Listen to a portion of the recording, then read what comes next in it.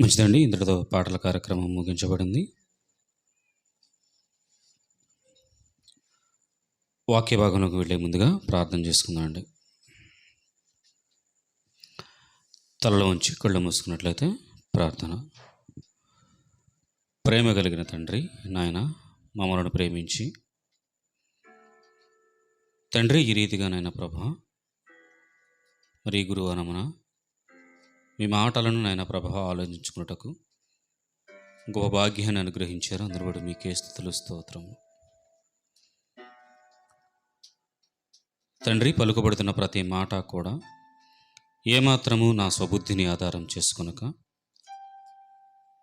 పలుకబడుతున్న ప్రతి మాట తండ్రి మీ యొక్క ఆత్మతో పలుకుటకు నన్ను మీ ఆత్మతో నింపండి తండ్రి. నాయన వింటున్న బిడ్డలు కూడా తండ్రి విని విడిచిపెట్టక ఈ మాటలు ప్రకారముగా జీవించే బిడ్డలముగా మేమందరం ఉండటానికి మీ యొక్క సహాయతను అనుగ్రహించమని మా ప్రభువు మీ ప్రియ కుమారుడనే యేసుక్రీస్తు వారి పేరట మిక్కిలి వినయముతో ఈ ప్రార్థన అడిగి వేడుకుంటున్నాను తండ్రి. ఆమేన్.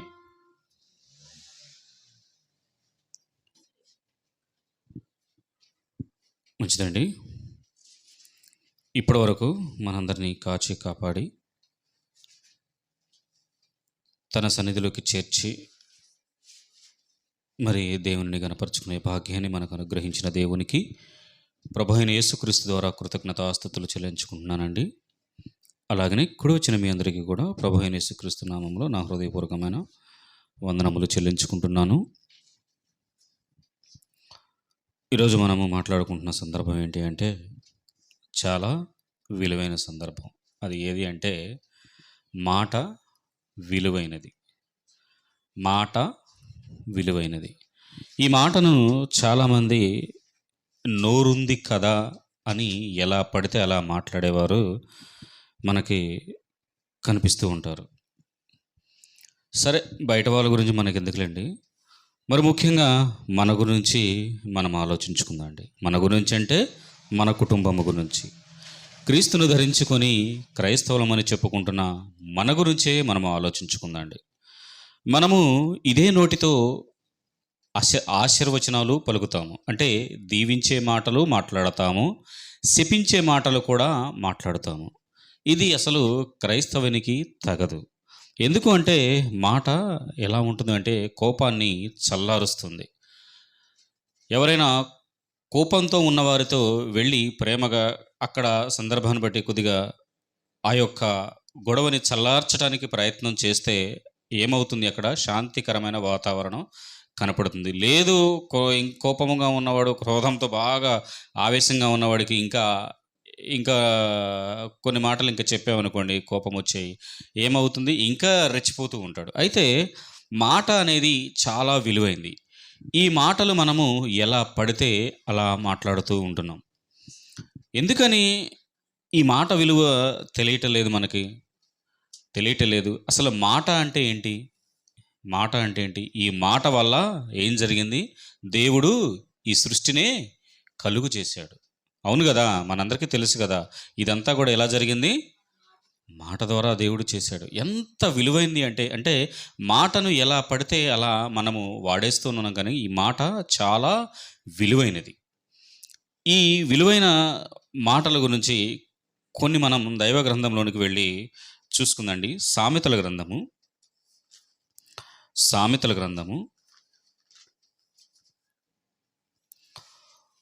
18వ అధ్యాయము, సామెతల గ్రంథము 18వ అధ్యాయము 20-21. ఒకని నోటి ఫలము చేత వాని కడుపు నిండును. ఏమండి, మనము ఒకని నోటి ఫలము చేత, మనము ఏదైతే మనము మాట్లాడుతున్నామో దాని ద్వారా ఏముంటుందంట, మన కడుపు నిండుతుందంట. చూడండి,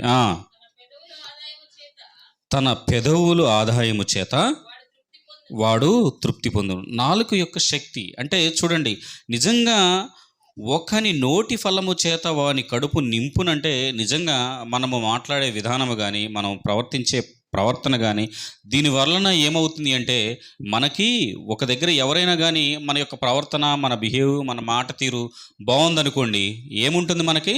ఎక్కడికి వెళ్ళినా కానీ మంచి స్థానము దొరుకుతుంది, మంచి పని దొరుకుతుంది, మంచి విధానము కలిగిన వారని చెప్పేసి మనకి త్వరగా పనులకి కూడా అవకాశం కలుగుతుంది. అంటే ఉద్యోగరీత్యా కానీ ఇంకా ప్రతి ఒక్క దానికి కూడా ఒకని నోటి ఫలము చేత వాని కడుపు నిండును. నిండును. లేదు ఎలా పడితే అలాగ పోయి నాకు ఇది కావాలి అది కావాలంటే ఇస్తారా చెప్పండి? లేదు. ఒక ప్రాంతంలో మనకి ఎప్పుడైనా చూడండి, మనకి ఒక చోట ఉద్యోగం రావాలి అంటే మన యొక్క మార్కులు ఎలా ఉన్నాయో చూస్తారు. అదే ఒక కంపెనీలోననుకోండి, ఒక కంపెనీలో పెట్టుకోవాలి అనుకుంటే ఒకరు ఇద్దరు రికమెండేషన్స్ కావాలి. ఉత్తగా ఎవరో కూడా ఉద్యోగం ఇవ్వరు. తెలుసుకుంటారు.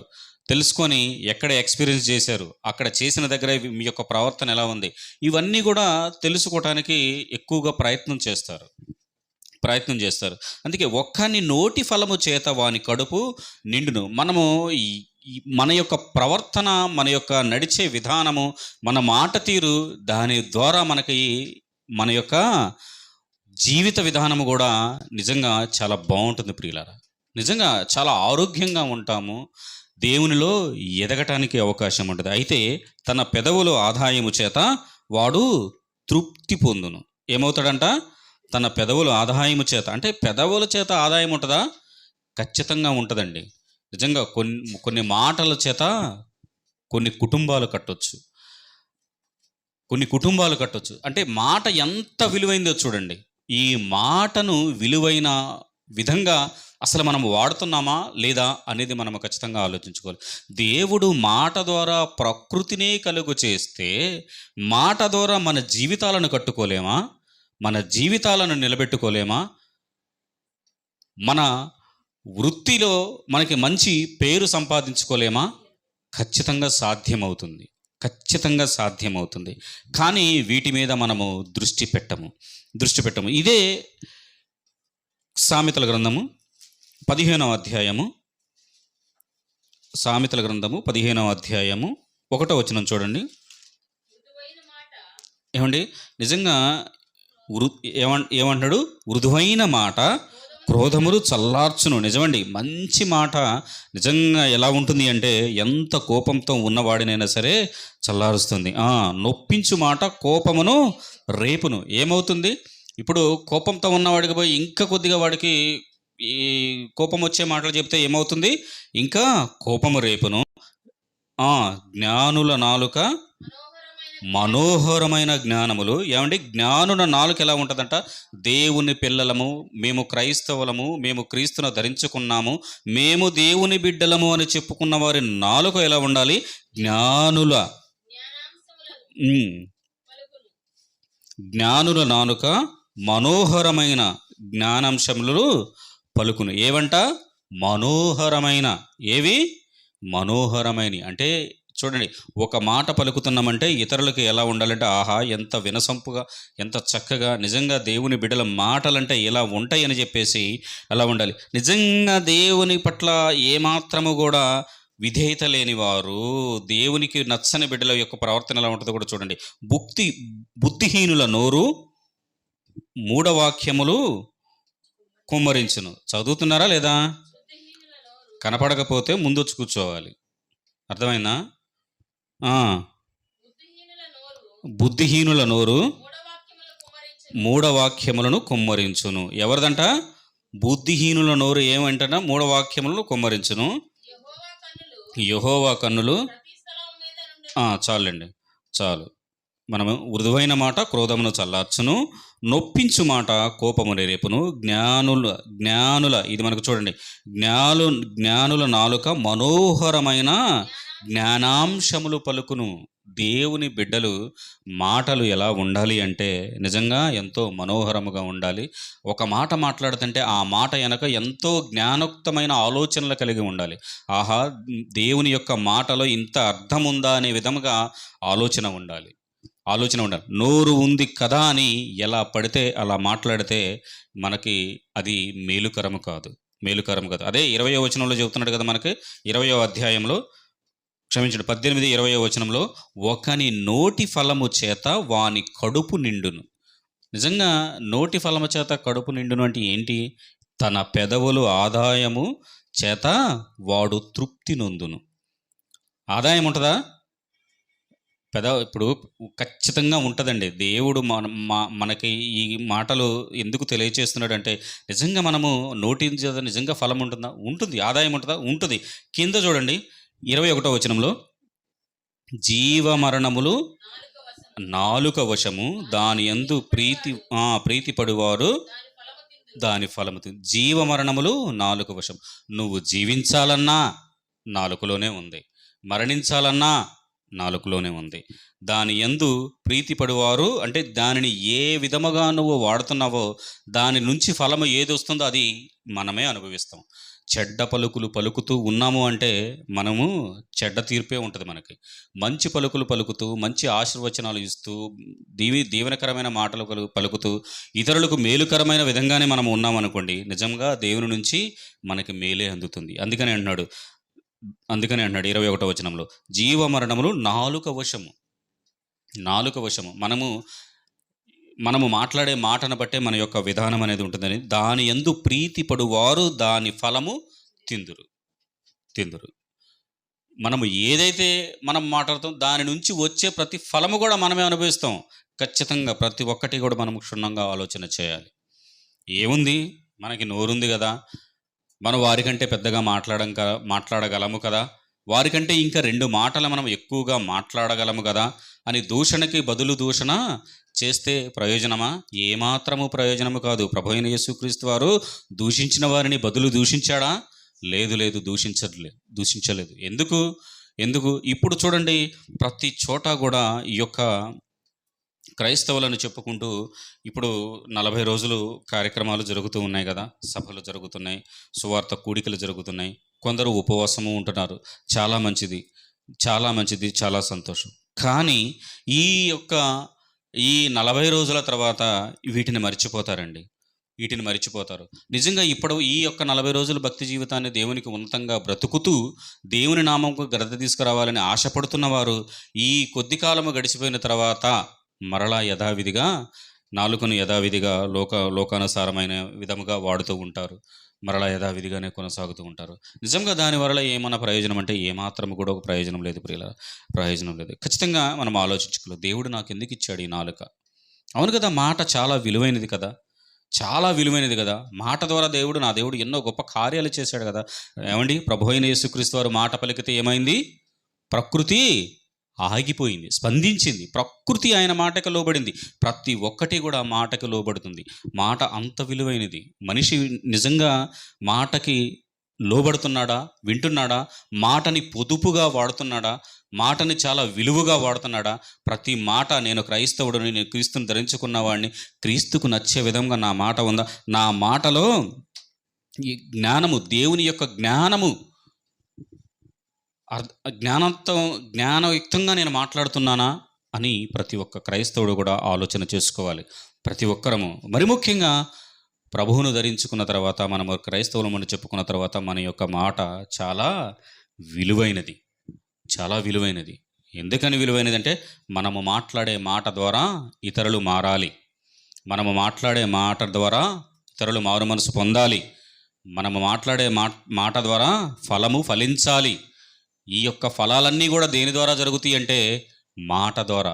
మన యొక్క విధానము బాగా ఉంటూ మాట్లాడుతుంటే ఖచ్చితంగా దేవుని యొక్క మాటకు విలువ ఉంటుంది. ఆయన బిడ్డలమ్మగా మనము కూడా మాట్లాడినప్పుడు ఖచ్చితంగా మన మాటకు కూడా ఫలం అనేది ఉంటుంది. అవును కదా, ఎన్నో భయంకరమైన ప్రకృతితోనే ఎన్నో భయంకరమైన విషయాలు జరుగుతున్నప్పుడు, ఒక ఉదాహరణకి ప్రభువైన యేసుక్రీస్తు వారు గద్దిస్తే ఏమైంది? తుఫాను ఆగిపోయింది, గాలి ఆగిపోయింది. సందర్భాలన్నీ కూడా ఎన్నో గొప్ప గొప్ప కార్యాలు ఇవన్నీ కూడా ఎలా జరిగినాయి అంటే మాట ద్వారా సృష్టిని దేవుడు కలుగు చేశాడు మాట ద్వారా. మరి ఇంత జరిగినప్పుడు మనము ఈ యొక్క మాటను ఎంత పొదుపుగా వాడాలి? యాకోబు గారు రాసిన పత్రిక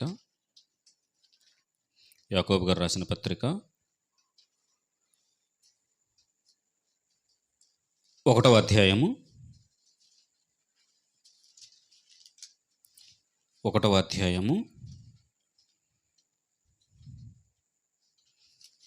26, 27 చదండి.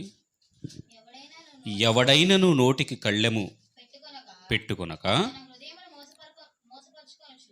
తన హృదయమును మోసపరుచుకొనుచు భక్తి గలవాడినని అనుకొని ఎడల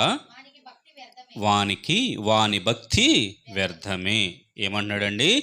ఎవడైనను నోటికి కళ్ళెము పెట్టుకొనక తన హృదయమును కొనుచు, ఏమండి, మన హృదయమును మనమే మోసపరుచుకొనుచు భక్తి గలవారమని అనుకొని ఎడల వాని భక్తి వ్యర్థమే. మనము మాట్లాడే ప్రతి మాట కూడా మనకు తెలుసు మనం ఏం మాట్లాడుతున్నాం. మాటలు ఒకవేళ మనకేమైనా అదుపు దాటి వస్తున్నాయా? వచ్చినప్పుడు ఏం చేయమంటున్నాడు? నోటికి ఏం పెట్టుకోవాలి? కళ్ళెం పెట్టుకోవాలి. దేవుని వాక్యం గుర్తు రావాలి, దేవుని మాట గుర్తు రావాలి. నేను ఒక క్రైస్తవురాలను, నేను దేవుని బిడ్డను అనే మాట టక్కును గుర్తు రావాలి. అదే కళ్ళెం అంటే ఏదో జంతువులకు పెట్టినట్టు. ఇప్పుడు ఏదైనా చాలక మందు కొట్టినప్పుడు జంతువులకి ఇలా పెడుతుంటారు. ఇప్పుడు ఈ మధ్యకాలంలో మనకి కూడా కళ్ళెం ఒకటి వచ్చింది కదా, మాస్క్. ఎందుకు? ఏది కూడా పక్క నుంచి ఎవరిది కూడా గాలి అంటే ఈ యొక్క వ్యాధి రాకోకుండా ఉండాలని మాస్క్ పెట్టుకున్నారు. అలాగనే ఈ యొక్క వాక్యము ఎవడైనను నోటికి కళ్ళెము పెట్టుకోకుండా, కళ్ళెం అంటే ఏంటి? ఈ వాక్యము మనలో ఏదైనా తప్పు, దేవునికి వ్యతిరేకంగా ఏదైనా తప్పు దొర్లించడానికి, ఏదైనా అసభ్యకరమైన మాటలు ఏమైనా రావటానికి దుష్టుడు ప్రేరేపించినప్పుడు మనకి ఏమి గుర్తు రావాలంటే, నీకైనా నాకైనా మనందరికీ వెంటనే దేవుని వాక్యము గుర్తు రావాలి. నిజంగా గుర్తొస్తే మన హృదయము కంట్రోల్ అయిపోతుంది. అమ్మో, నా దేవునికి నచ్చిన మాట నేను ఎలా మాట్లాడాలని చెప్పేసి. నోటికి కళ్ళెము పెట్టుకొనక, ఒకవేళ ఈ కళ్ళెము పెట్టుకోకుండా మాట్లాడుతూ మరలా నేను భక్తి జీవితం కొనసాగిస్తాను, నేను భక్తురాలను, నేను భక్తుడను అనుకుంటే ఏమాత్రం ప్రయోజనం లేదు. నీకు నువ్వుగా చెప్పుకుంటావు భక్తుడు అని, మనగానే మనం చెప్పుకుంటాం భక్తులు అని. కానీ ఇక్కడ చెప్తున్నాడు చూడు, కళ్ళెము పెట్టుకొనక తన హృదయమును మోసపరుచుకొనుచు. ఏమంటున్నాడు? మోసపరుచుకొనుచు. ఎవరు మోసపరుస్తున్నారు? తననే, అంటే మనమే మోసపరుచుకొనుచు భక్తి గలవాడనని అనుకొని ఎడల వాని భక్తి వ్యర్థమే. నిత్యము దేవుని సన్నిధికి వెళుతూ అన్ని విధాలుగా మనం అన్ని కార్యక్రమాల్లో పాల్గొంటూ ఉన్నామంటే ఏమాత్రము ప్రయోజనం లేదు. వాక్యానుసరమైన జీవితానికి మనము ప్రాధాన్యత ఇవ్వాలి. చదవండి. తండ్రి అయిన దేవుని ఎదుట పవిత్రమును నిష్కళంకమునైన భక్తి ఏదనగా, అక్కడ కాదు, 1 minute, మూడో అధ్యాయం చదవండి. 3:10. ఇప్పుడు 27 వరకు చదివాం కదా మనం. ఏమండి? ఒక్క నోటి నుండియే ఆశీర్వచనము శాపవచనమును బయలువెళ్ళును. ఏమండి? ఒక్క నోటితోనే మనం ప్రారంభంలో మాట్లాడుకుంటూ ఈ సందర్భాన్ని వచ్చింది. ఒక్క నోటి నుండి ఏమంటాము? ఆశీర్వచనం. ఏమంటాం? బిడ్డల్ని ఏం చేస్తాం? మనమే దీవిస్తాం. మరలా బిడ్డల్ని ఏం చేస్తాం? మనమే శపిస్తూ ఉంటాం. నిజంగా ఎవరిని కూడా తొందరపడి మనము శపించే విధముగా ఉండకూడదు. ఎందుకు అంటే మన నోటి నుంచి ఏ వచనాలు రావాలంటే ఆశీర్వచనాలే రావాలి. ఒక సేవకుడైనా సరే, ఒక విశ్వాసి అయినా సరే, ఎవరైనా సరే ఎక్కువగా ఏమి రావాలంటే ఆశీర్వచనాలే రావాలి. చదవండి. నా సహోదరులారా, అలాగుండకూడదు. అలాగా శపించే మాటలు మాట్లాడకూడదు. నా సహోదరులారా, ఇలాగ ఉండకూడదు. చాలు అంతవరకు. ఏం చెప్తున్నాడు? అలాగా ఉండకూడదు. ఎలా ఉండాలి అంటే, మనము దేవుని పిల్లలమైన మనము ఖచ్చితంగా ఆశీర్వచనాలు అంటే ఆశీర్వదించే విధముగా ఉండాలి. యాకోబు గారు రాసిన పత్రిక 10వ అధ్యాయం చదివాం కదా. ఒక్కసారి ఎఫెసీలకు రాసిన పత్రిక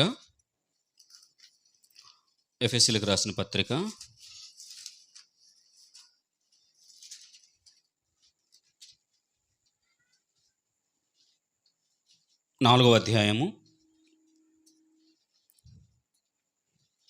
ఎఫెసీలకు రాసిన పత్రిక 4వ అధ్యాయము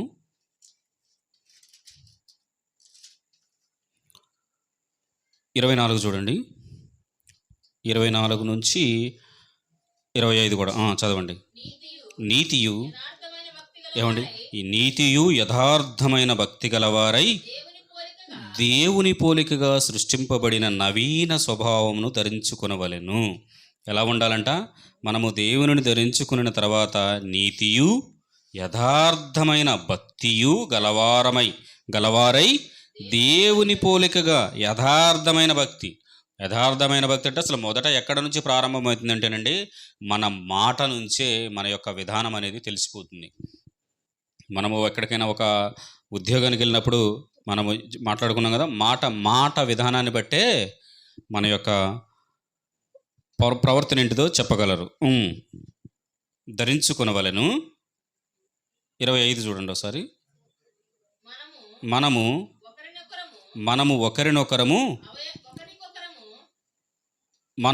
ఒకరికొకరము అవయవములై ఉన్నాము గనుక మీరు ఏమండి, అబద్ధమాడట మాని ప్రతివాడు తన పొరుగువానితో సత్యమే మాటలాడవలెను. ఏమంటున్నాడు ఇక్కడ?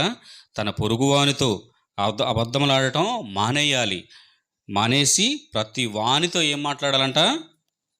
నిజమే మాట్లాడడానికే ప్రయత్నం చేయాలి. సత్యమే మాట్లాడాలి. వాక్యము సత్యము.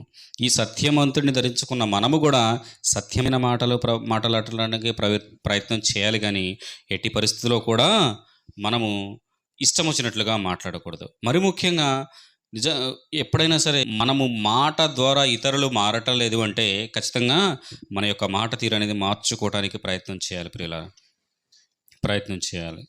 ఒకసారి 26 కూడా చూడండి. కోపపడుడి గాని పాపము చేయుకుడి. కోపపడుడు గాని, ఒక్క నిమిషం, కోపపడుడు గాని పాపము చేయకుడి. ఇప్పుడు ఏమన్నాడు?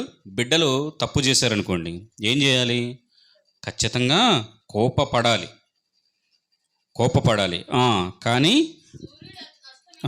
కానీ పాపము చేయకుడి. కోపపడాలి, గద్దించాలి, వారిని కంట్రోల్లో పెట్టాలి. కానీ పాపము చేయకుడి. సూర్యుడు అస్తమించు వరకు మీ కోపము నిలిచి ఉండకూడదు. 27 కూడా చదవండి. అపవాదికి చోటు ఇయ్యకుడి. అందుకనే చెప్తున్నాడు. చాలండి, అపవాదికి చోటు. కోపపడండి. ఇప్పుడు ఎవరైనా తప్పు చేస్తున్నారనుకోండి, తప్పు చేస్తున్నప్పుడు ఏం చేయాలి? ఖచ్చితంగా గద్దించాలి, సరిచేయాలి. అంతేగాని వారితో పాటు మరలా నేను యథావిధిగా పాపము చేస్తాను అంటే అది కరెక్ట్ కాదు. అర్థమవుతుంది కదా? కోపపడండి. ఎవరైనా తప్పు చేస్తున్నారా, తప్పు మార్గంలోనికి వెళుతున్నారా, ఖచ్చితంగా కోపపడుడి కానీ పాపము చేయకుడి. మనము పాపము చేయకూడదు. ఒకవేళ అతని మీద కోపపడితే ఆ కోపం ఎప్పటి వరకు ఉండాలో కూడా చెప్పాడు చూడండి. సూర్యుడు అస్తమించే వరకు ఉండకూడదు. ఉదయం నుంచి సాయంత్రం కల్లా ఏమైపోవాలి? మరిచిపోవాలి. మరలా మనము సహోదరుల పట్ల ప్రేమ కలిగి ఉండాలి, కలిసి ఉండాలి, దేవుని పిల్లలుగా ఐకమత్యము కలిగి ఉండాలి. చాలామంది ఎట్లా ఉంటాము అంటే, ఒక వ్యక్తితో మనం ద్వేషం కలిగి ఉన్నామనుకోండి, ఉండినప్పుడు లేదు భయంకరమైన పాపి అయ్యుండి అసలు లేదు వినడు అనుకుంటే అది వేరే విషయం.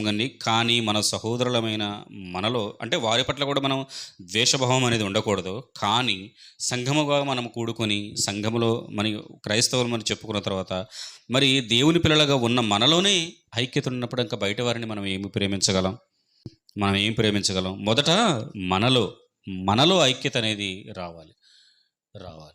వచ్చినప్పుడు మనము ఖచ్చితంగా దేవునికి ఇష్టమైన పిల్లలముగా మనము ఉండగలం. మనలోనే ఎందుకు ఈ ఐక్యత లేకుండా పోతుంది అంటే, అపవాది మనలను ఎవరికి వారిగా వేరు చేస్తూ ఉన్నాడు. దయచేసి గమనించాలి. ఎందుకు అంటే మనకు తెలియదు. ఒకరినొకరు దూరం చేస్తూ ఉంటాడు. ఎందుకు దూరం చేస్తూ ఉంటాడంటే వాని యొక్క ఎత్తుగడ, వాని యొక్క ప్రణాళిక, అది వాని ఆలోచనలో పక్కాగా మన మీద నెరవేర్చడానికి మనల్ని ఏం చేస్తూ ఉంటాడంటే ఒకరికొకరు సంబంధం లేకోకుండా వేరువేరుగా చేస్తూ ఉంటాడు. నిజంగా సంఘ బిడ్డలముగా, నిజంగా దేవుని బిడ్డలముగా, క్రైస్తవులుగా మనందరం గనుక ఐక్యముగా ఉంటే దుష్టుని యొక్క ఆలోచనకి అసలు అవకాశం ఉండదు. నిజంగా మనము ఆయన బిడ్డలముగా కూడుకొని నిజంగా ఆయనను గణపరచడానికి ఆయనకే ప్రాధాన్యత ఇస్తే ఏ మాత్రము కూడా అపవాదికి అవకాశం అనుకుంటున్నారా? ఏ మాత్రం దొరకటానికి అవకాశం ఉండదు ప్రియులారా. చూడండి, ఇప్పుడు సంఘముగా ఒక 10 మంది ఉన్నాము. ఒక 10 మందిగా ఉన్నప్పుడు మనలో ఈ యొక్క దేవుని మాటలను మనము నిత్యము ఆలోచిస్తూ, మనకి సమయము దొరికినప్పుడల్లా కూడా మనము దేవుని యొక్క ప్రాధాన్యత ఇస్తూ, దేవుని ఆలోచనలు కలిగి ఉంటే, మనము ఒంటరిగా ఉన్నప్పుడు కూడా దుష్టుడు ప్రయత్నం చేయడానికి వానికి ధైర్యము చాలదు. ఎందుకంటే మనం ఈ యొక్క సర్వాంగ కవచము ధరించుకొని ఉన్నాము. మరి ముఖ్యంగా మన నోటికి ఏం పెట్టుకుని ఉంటాము? కళ్ళెం పెట్టుకొని ఉంటాము. మనం మాట్లాడాలంటే ఎదుటివాడు 10 రకాలుగా తప్పు మాటలు మాట్లాడవచ్చు, 10 రకాలుగా తప్పుగా ప్రవర్తించవచ్చు. కానీ మనము ఈ యొక్క వాక్యమనే ఈ ఈ యొక్క కవచమును, అంటే ఈ సర్వాంగ కవచం మనం ధరించుకొని ఉన్నప్పుడు, అంటే ఈ విలువైన మాట మన హృదయంలో నిత్యము మనలో ఉన్నప్పుడు, మనము ఎదుటివాడు ఒకవేళ మన నుంచి ఎన్ని 10 మాటలు మాట్లాడినా కూడా మనము జవాబు ఇవ్వము. దుష్టుని సంబంధి కదా, పో అంటారు. ప్రభువైన యేసుక్రీస్తు వారు ఏమన్నాడండి? సాతానా పో అన్నాడు. సింపుల్ అయిపోయింది.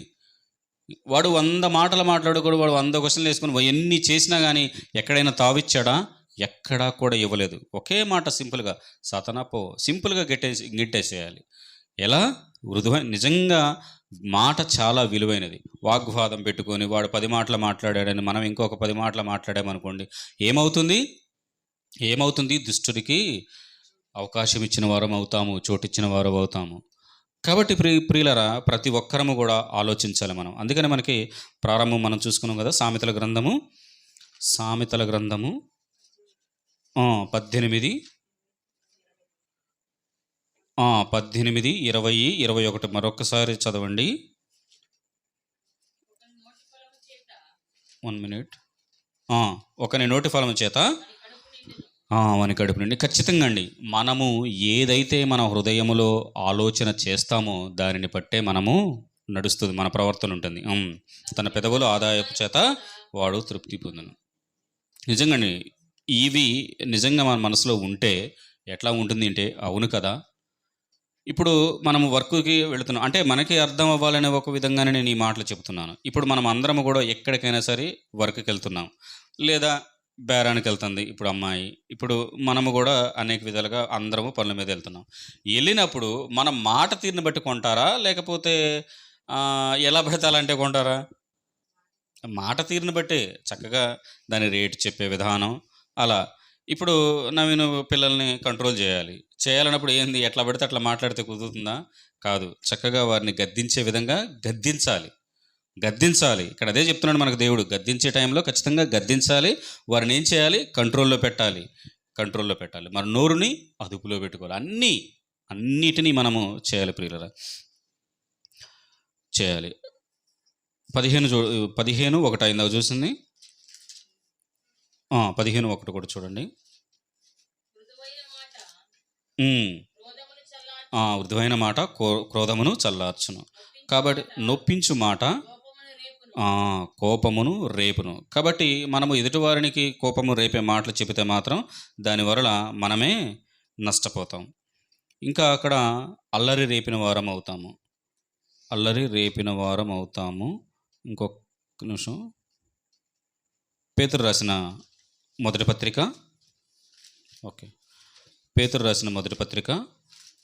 2వ అధ్యాయము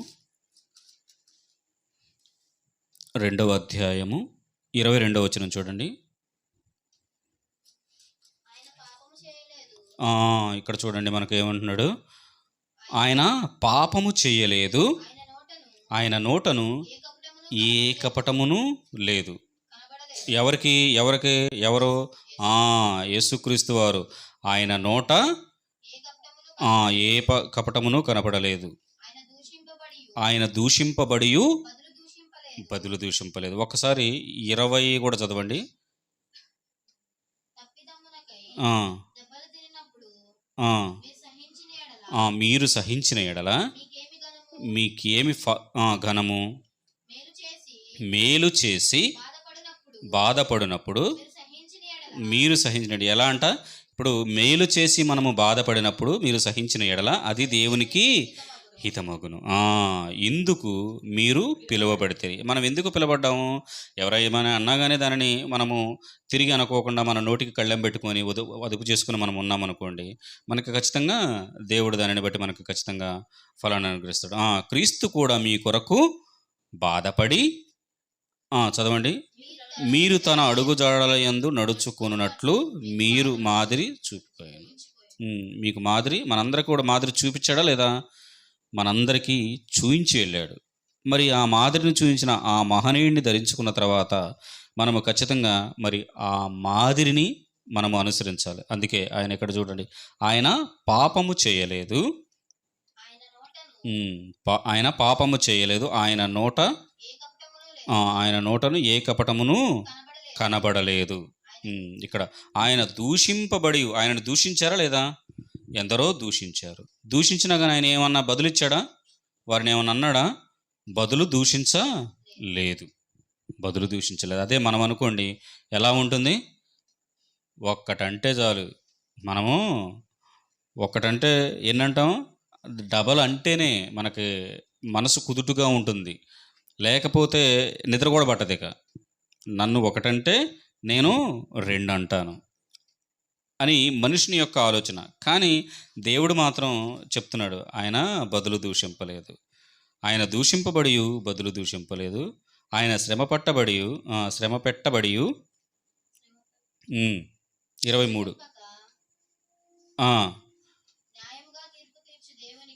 ఏమండి ఇక్కడ ఆయన శ్రమ పట్టబడి బెదిరింపక ఏమైనా బెదిరించాడా? ఆయనకు అన్ని విధాల అధికారం ఉంది. నాకు అంత బలం ఉంది, నాకు కండ బలం, ఆ బలం ఉంది, ఈ బలం ఉంది అన్నాడా? లేదు. న్యాయముగా తీర్పు తీర్చు దేవునికి తను తాను అప్పగించుకొనవలెను. మనము పాపల విషయమై చనిపోయి నీతి విషయమై జీవించినట్లు ఆయన తానే తన శరీరమందు మన పాపములను మాను మీద మోసుకొనెను. ఇంత అవసరం లేదు, అయితే సందర్భం కలిసి వస్తుంది కాబట్టి మనం చదువుకుంటున్నాము. ఏమంటున్నాడు? మనము పాపముల విషయమై చనిపోయి, ఇప్పుడు మనము దూషించినాము అనుకోండి, మనము పాపం విషయంలో చనిపోయినట్లు కాదు, మనం ఇంకా లోకానుసారమైన జీవితాన్ని మనము జీవించినట్లే. ఖచ్చితంగా ఆలోచించుకోవాలి. ఈ మాటలు కొద్దిగా మనకి ఇబ్బందికరంగా అనిపించవచ్చు, కానీ నీతి విషయమై జీవించినట్లు ఆయన తానే తన శరీరమందు మన పాపములను మ్రాను మీద మోసుకొనెను. ఎంతగా హింసింపబడ్డాడండి ప్రభు అయిన యేసుక్రీస్తు వారు. ఎందుకు? నీ కోసం, నా కోసం, మనందరి కోసం. మరి అలాంటి మహనీయుడే అంత ఓర్చుకొని మన కోసం చేసినప్పుడు మన కోసం ఇప్పుడు ప్రభు అయిన యేసుక్రీస్తు వారు ఎవరి కోసం అన్ని దెబ్బలు తిన్నాడు? ఎవరి కోసం అంత శోధింపబడ్డాడు? మన కోసం. కానీ మనము ఓర్చుకుంటే ఎవరి కోసం? అర్థమవుతుందా నేను చెప్పే పాయింట్? ఇప్పుడు మనము ఎవరైనా మాట అనుకోకుండా, ఎవరైనా దూషించకుండా మనము ఓర్చుకున్నామంటే ఎవరికి మేలు? ఎవరి ఆత్మకు మేలు? మన అందరి ఆత్మలకు మేలు. ఇది అంతా కూడా నిజంగా మనం వేదనకరమైన స్థలానికి పోవటానికి గల కారణము ఒకటి, చాలా ప్రాధాన్యమైన ఒక అవయవం ఉంది మనలో, అదే నాలుక. ఆ నాలుక మాట విలువైనది. ఆ విలువైన మాటను నిజంగా దేవునికి ఘనత తెచ్చే విధంగా వాడితే నిజంగా మన జీవితాలు చాలా బాగుంటాయి ప్రియులారా, చాలా బాగుంటాయి. అలాగని అదేంటండి మేము ఎలా పడితే అలా మాట్లాడుతున్నామా, అందుక మీరు ఈ ప్రసంగం అంటే, దయచేసి అలా ఎవరో కూడా అనుకోవద్దు. ఎందుకు ఇలా మనము ఆలోచన చేయాలంటే, ఒక్కొక్కటి మనకు అవసరమైనది ఉంటుంది ఖచ్చితంగా. ఏమో మనం ఎక్కడైనా ఏదైనా తెలియక దొర్లుతున్నామేమో, ఒకవేళ ఈ యొక్క సందర్భాలు మనము ఆలోచించలేదేమో ఇప్పటి వరకు అని ఒకసారి మనము ఖచ్చితంగా మనము విమర్శించుకోవాలి, మనము నెమరు వేసుకోవాలి. మనకి కళ్ళెము ఉందా లేదా? మన నోటికి చిక్కం పెట్టుకుని ఉన్నామా లేదా? కళ్ళెమంటే ఏంటి? ఏమనుకున్నాం? వాక్యము. ఎదుటివారిని దూషించాలంటే టక్కన ఏం గుర్తు రావాలి? మనకి వాక్యము గుర్తు రావాలి. అమ్మో, వాక్యము ఇలా చెప్పలేదు కదా, ఇలా మాట్లాడకూడదు అని రావాలి. ఇక ఇక విషయానికి వస్తే 22వ వచనంలో ప్రభు అయిన యేసుక్రీస్తు వారిని తీసుకోవాలి. ఆయన పాపము చేయలేదు, ఆయన నోట నుండి ఏ కపటమును కనబడలేదు, ఆయన దూషింపబడియు బదులు దూషింపలేదు. ఆయనకి మాటలొచ్చు, చాలా వచ్చు. ఏమండి, మాట ద్వారా ఇన్ని విషయాలు ఇంత కంట్రోల్ చేసిన ఆ మహనీయుడికి మాట్లాడటం పెద్ద విషయం. కానీ మాట్లాడకూడదు, తీర్పు తీర్చైనా ఉన్నాడు. ఖచ్చితంగా నా దేవుడు ఏదో ఖచ్చితంగా వీరికంటే గొప్పగానే నన్ను ఉంచుతాడని చెప్పేసి నువ్వు నేను ఏం ఆలోచించాలి అంటే దూషింపకూడదు. ఇంకా వీలైతే మనం ఖచ్చితంగా ఏం చేయాలంటే గొప్ప కార్యం ఏంటంటే వారి నిమిత్తం ప్రార్థన చేయాలి.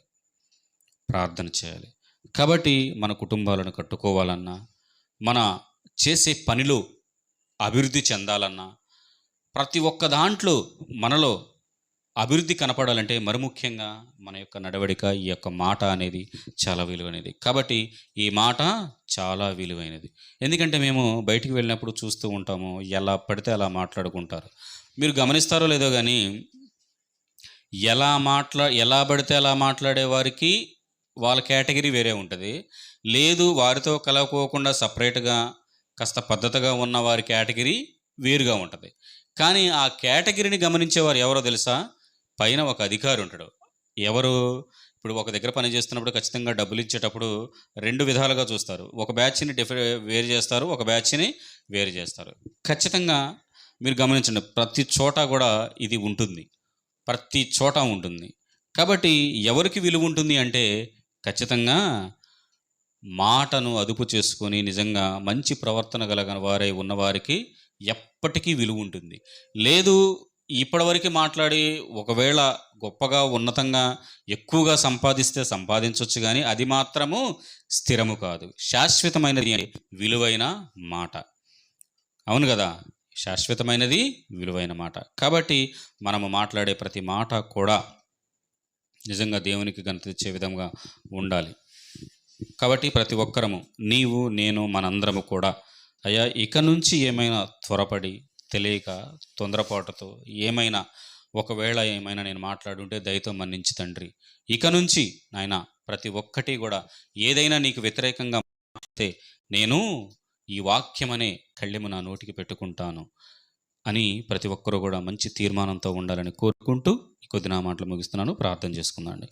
పరలోకమందున్న మా తండ్రి, నాయన మమ్మలను ప్రేమించి, అవును తండ్రి నాయన ప్రభా, మాట చాలా విలువైనది.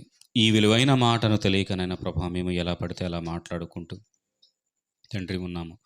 తండ్రి, మరి మమ్మల్ని ఎన్నుకున్నారు, మీ బిడ్డలుగా మమ్మల్ని అంగీకరించారు, క్రైస్తవులమని చెప్పుకుంటున్నాం మేము.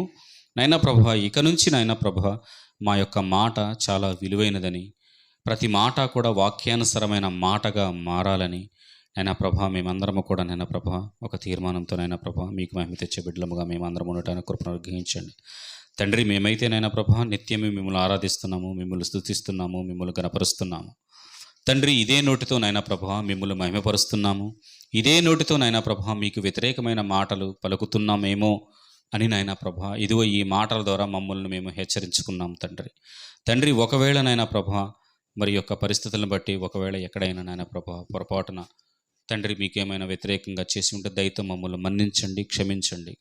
మరొక తరుణంలో నాయన ప్రభా ఏమాత్రము కూడా నైనా ప్రభా వాక్యానికి వ్యతిరేకమైన మాట మాట్లాడకుండా ఈ వాక్యం అనే కళ్ళెమును మా నోటికి పెట్టుకొని మీకోసము ఉన్నతంగా నాయన ప్రభా ఘనత తెచ్చే బిడ్డలముగా ఉంటూ అనేకులను నాయన ప్రభా ఈ మాట ద్వారా నాయన ప్రభా ఈ వాక్యం అనే మాట ద్వారా అనేకులను మీ పాదాల చెంతకు తెచ్చే బిడ్డలముగా మేమందరం ఉండటానికి మీ యొక్క సహాయతను అనుగ్రహించమని మా ప్రభు మీ ప్రియకుమారుడైన యేసుక్రీస్తు వారి పేరిట మిక్కిలి వినమ్రత ప్రార్థన సమర్పించుకున్నాం పరమ తండ్రి. ఆమేన్.